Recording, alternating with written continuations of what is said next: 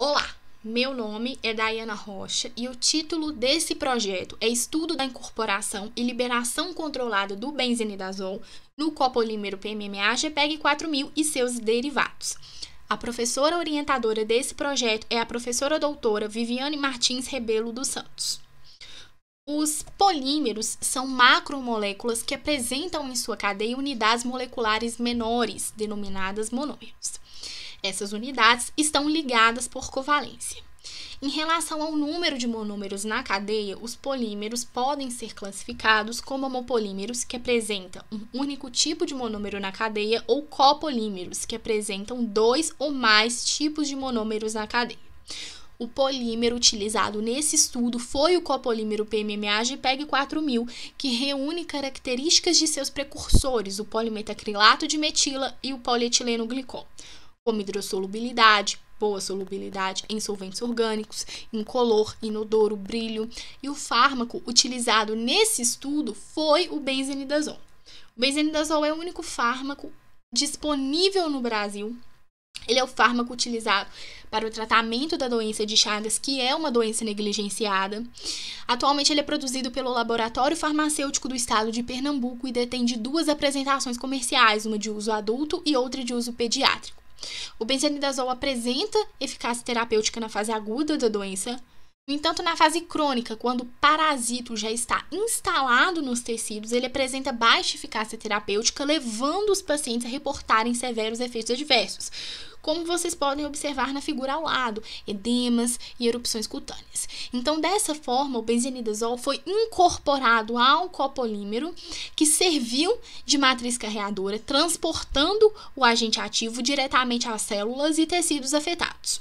Os polímeros têm seu uso evidenciado não só como recipientes em formas farmacêuticas, mas também em sistemas de liberação de fármacos. E um desses sistemas é o sistema de liberação controlada, onde o fármaco ou produto é liberado de forma controlada em um intervalo de tempo maior, levando a menor flutuação dos níveis plasmáticos do fármaco, a redução das frequências de administrações de doses, a redução nos efeitos colaterais e melhora a adesão do paciente ao tratamento.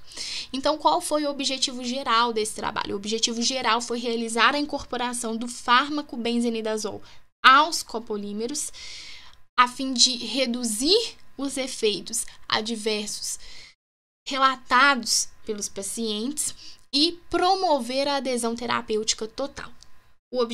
Os objetivos específicos foram realizar as modificações da cadeia do copolímero PMMA-JPEG 4000, realizar a incorporação do fármaco nas matrizes poliméricas, caracterizar todas as cadeias por força atômica, microscopia eletrônica de varredura e espectroscopia de infravermelho, realizar o ensaio de liberação controlada do fármaco nas matrizes poliméricas e realizar o ensaio de citotoxicidade. Então, em primeiro lugar, foram realizadas reações de modificação. Partindo do copolímero puro, foram realizadas reações de acetilação, esterificação, etilação e halogenação. Após as modificações, foi realizada a incorporação do benzenidazol ao copolímero. O processo de incorporação ocorreu a partir do preparo de duas fases, uma fase aquosa e outra fase orgânica. Após o preparo dessas fases, a fase aquosa foi vertida sobre a fase orgânica e a mistura foi levada à agitação magnética por 4 horas a uma temperatura de 35 graus Celsius. Após esse procedimento, o material foi levado à estufa para completa evaporação. Então, o processo de incorporação do fármaco ao copolímero, ele é semelhante a todos os copolímeros, de forma que vai ocorrer mudanças somente no copolímero em que deseja-se incorporar o fármaco, mantendo as mesmas condições de reação e proporção dos reagentes e precursores. Após a incorporação, foi realizado o ensaio de liberação controlada. O ensaio de liberação controlada foi realizado com o preparo de duas soluções, uma solução de pH 3 e que mimetiza o pH estomacal e outra solução de pH 7,3 que mimetiza o pH sanguíneo. Foram feitas, então, leituras de absorbâncias no espectrofotômetro de UV e o comprimento de onda utilizado foi o comprimento de 316 nanômetros, uma vez que o benzenidazol apresenta absorbância máxima nesse comprimento de onda. Então, foram feitas leituras de absorbâncias a cada 15 minutos e, posteriormente, a cada 4 horas. Nos resultados de discussão, foi possível observar no aspecto físico do benzenidazol incorporado aos copolímeros que todos apresentaram coloração branca e, em sua maioria, aspecto uniforme de filme. Na caracterização por força atômica, foi possível observar numerosos pontos mais claros que antes da incorporação não existiam, indicando que após a incorporação houve mudança na morfologia e na topografia dos copolímeros e que os pontos mais claros indicam um aglomerado de fármaco.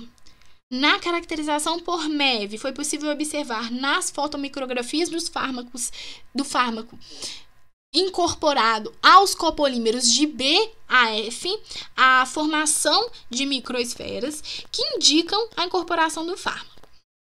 Na caracterização por infravermelho, foi possível observar no perfil do espectro a presença de bandas características de grupos funcionais do fármaco e dos copolímeros, indicando a efetividade da reação de incorporação.